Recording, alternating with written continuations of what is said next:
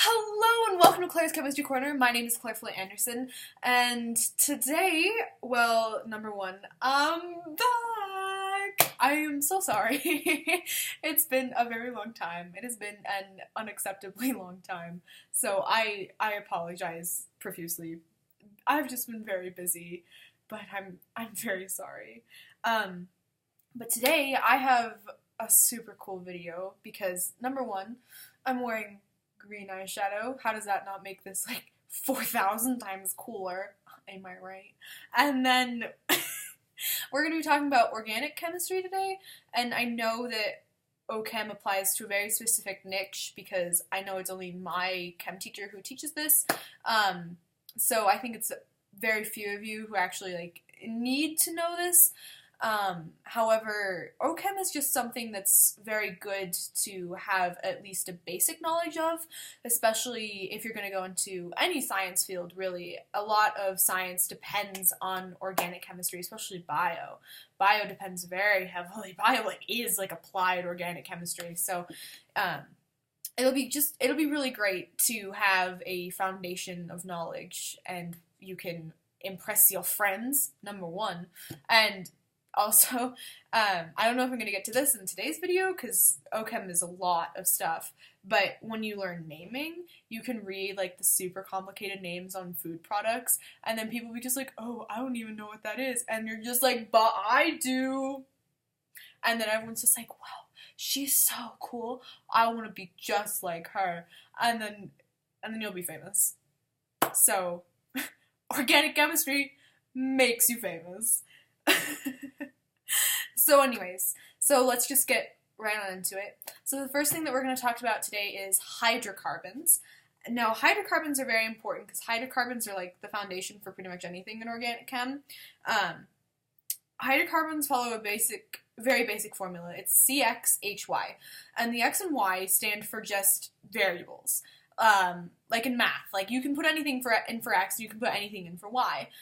So like you can have C2H3 or C4H12 or whatever. It just follows that very basic principle. However, with a hydrocarbon, the thing is you can only have hydrogen and carbons. When you start putting other things on the hydrogens and the carbons, they're called functional groups, but we'll get into that later. Hydrocarbons are all non-polar. So whenever you see a hydrocarbon, you have to think non-polar, because I guarantee you, like in college sometime, like if you just take like a basic OChem class, that is going to be a question. They're going to be like, are hydrocarbons polar? And you're just like, no, they ain't. And hydrocarbons are also frequently used as fuel because, as we know, hydrogen is very, very combustible. So it's a very, very popular fuel, hydrocarbons are. So yeah, so that's pretty cool. And that's basically like the foundation of everything you need to know in chem. Now, hydrocarbons, there are different types of hydrocarbons. There are 3 types of hydrocarbons: alkanes, alkenes, and alkynes. And I honestly don't know if I'm saying those right, but that's just how I say them. And so they differ. The only way that differentiates them is how many bonds they have. So alkanes have single bonds. So it's if you see any number of C's and any number of H's, and the C's are all single bonded, that's when you know you have an alkane, because that's the definition of an alkane. And how you can spot an alkane if you're just given the formula and you don't really want to draw it, if you have CX and H whatever, so let's say, pretty much the formula for an alkane is CX and then H 2x plus 2. So it's like one big algebra equation. So if you have C2, it's going to be H2 times 2 plus 2. So it'll be H4 plus 2 is 6. So you have C2H6. And that's how you know, because it will follow that formula. And so, for example, alkenes, which is the next thing we're going to talk about, which are carbons that contain a double bond. So if you have a double bond, you're going to have an alkene, and that is CXH2X. So if you have like C10H20, then you'll have a pretty good indication that you're going to have an alkene, because that's the formula that those little suckers follow. And then if you have an alkyne, that means you have a triple bond, and so that follows the formula CXH2X minus 2. And that's a lot of mental math for me to handle right now. That's a bit much. But yeah, so they just follow those rules. And honestly, I wish I had a good way for you guys to remember these. But honestly, I can't think of anything. I think this is the one time where I've never been able to come up with a pun. I've been thinking about this for days. And I cannot come up with a pun for this. And I'm lost. My life lacks meaning. I'm having to reevaluate a lot of things right now because I'm a pun queen. And I can't think of a pun, and it's all just very, earth-shattering. So I'm going to get back to you on that one. But however, so we are going to move on into something called functional groups. And so that's when you have your hydrocarbon, but then you have another little sucker attached to your hydrocarbon. It's like the one person who always hangs out with their friends who are in relationships, but it's me. This is me. So it's like when you have your two friends and they're dating and you're just always hanging out with them. That's a functional group. I am functional group because you're hanging out with your hydrocarbon, but you're chilling. So pretty much it's when anything other than a hydrogen is bonded to a carbon in an organic molecule. And that's pretty straightforward. However, that does get into some issues almost with naming. I don't want to say issues because it's not really difficult, but it does change the name of it. So mostly what's going to be attached to your hydrocarbons are members of family 17. So when you have a member of family 17, you have fluoride, chlorine, bromine, iodine. So you need to take that name, you need to take what's in it, you need to put it in the name of the organic molecule so people can know what the heck you're building. So, for example, fluorine is called fluoro. Chlorine is called fluoro. Chlorine is called fluoro? No, chlorine is called chloro. Okay. Chlorine is called chloro. Bromine is called... What's that, kids? Bromo! I feel like Dora the Explorer. Somebody's sitting there screaming at their computer it's Bromo! And here's Dora just where's the big red hill? And you're just it's over there! So anyways, so bromo, and then my favorite one, iodine, is iodo. I don't know anything about that. Okay, that was a stretch. I apologize for that. So, yes, so you'll know you have a functional group when that's put in the name. Because you'll see there'll be something with a chloro or a fluoro in it, and you'll know that you have a chlorine attached to one of your carbons, or a fluorine attached to one of your carbons, and that's how you know what to build and how to construct your Lewis dot structures. However, things get very tricky when you're bonding an oxygen to a carbon. Oh, God. Oxygen causes so many problems. So many issues are caused by this one element. Things could have been so much easier, but they just had to be so hard.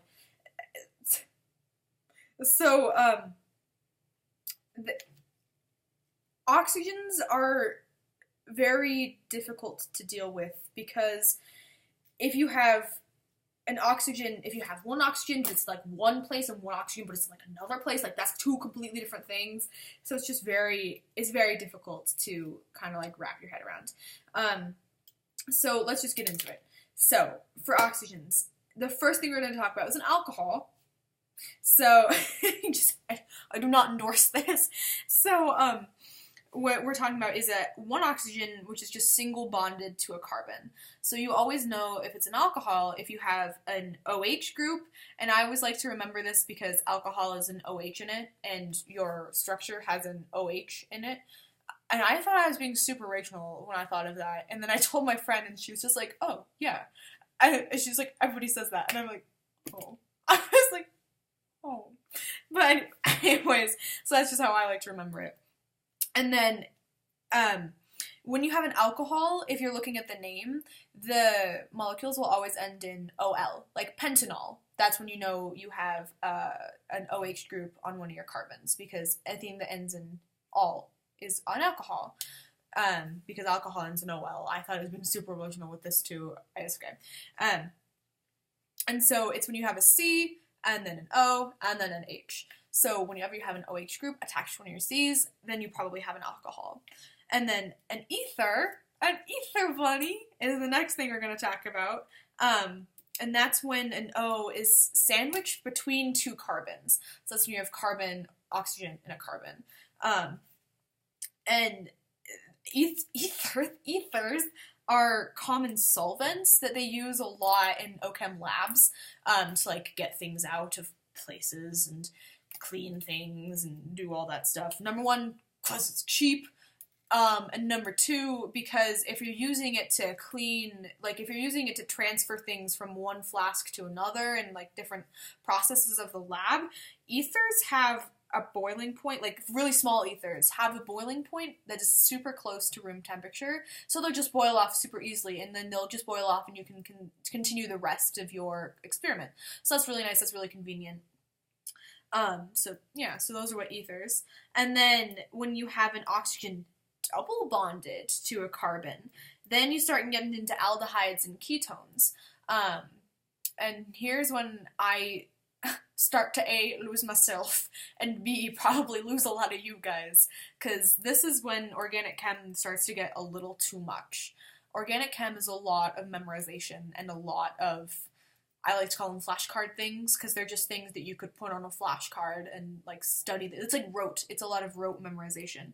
But anyways, if you have an aldehyde, an aldehyde is basically when you have your last or first carbon. It can be any carbon on the end, because in organic it gets weird because you can just flip them, and your first one could end up being the last one, and your last one could end up being the first one, but it's the same molecule because you're just flipping it.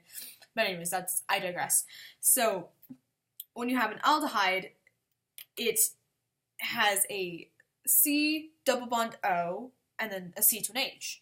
So it can only be on the first or last carbon. Like that's it.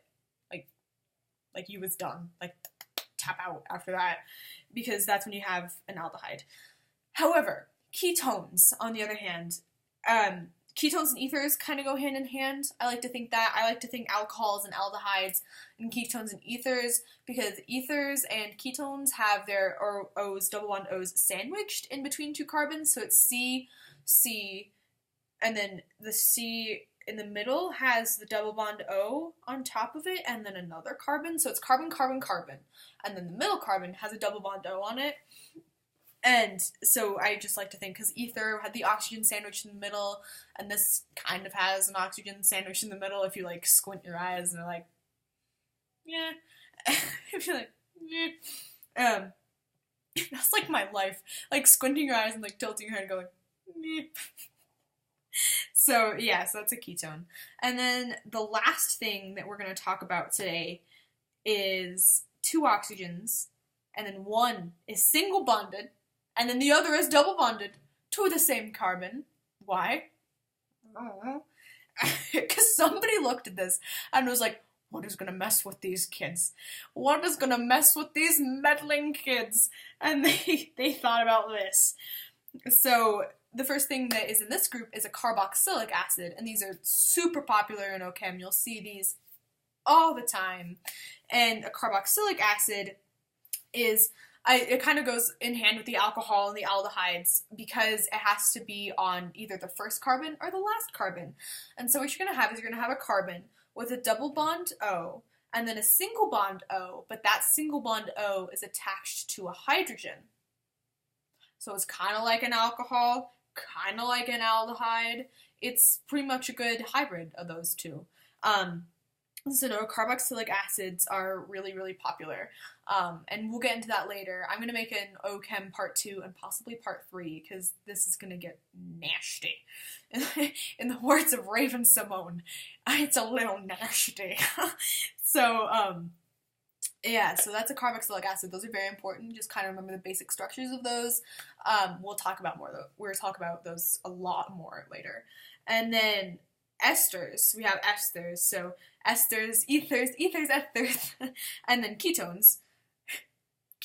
Ketones, ethers, esters. Like, you could have picked something that has an E in it. Like, starts with an E, like ethone. There we go. That's not bad. Okay.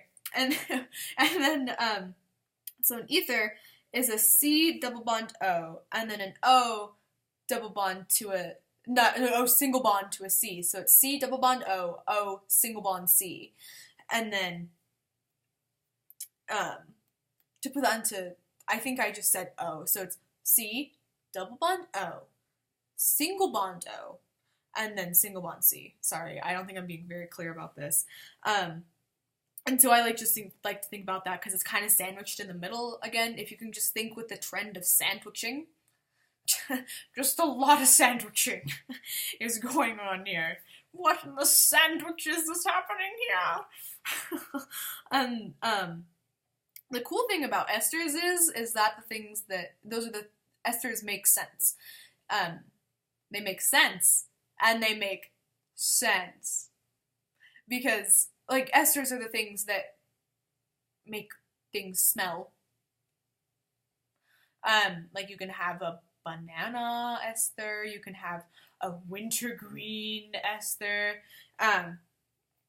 So yeah, no, so they're the thing that makes things smell. So if you ever smell anything like coffee, oh, I love the smell of coffee. That's just the esters in coffee that are breaking their bonds. So, fun facts for you. Fun little tidbits. Impress your friends. Win a trivia round. Boom. You're welcome. Okay, so I am so happy that I got to film this rather long video for you guys. So I thank you for sticking this out till the end. You guys are the true survivors. And I will see you very soon because I plan to make a lot more videos because I miss you guys and I miss this, and this is something that makes me really happy, and I hope this makes you really happy too. Okay, so I will see you all later. Have a fabulous day.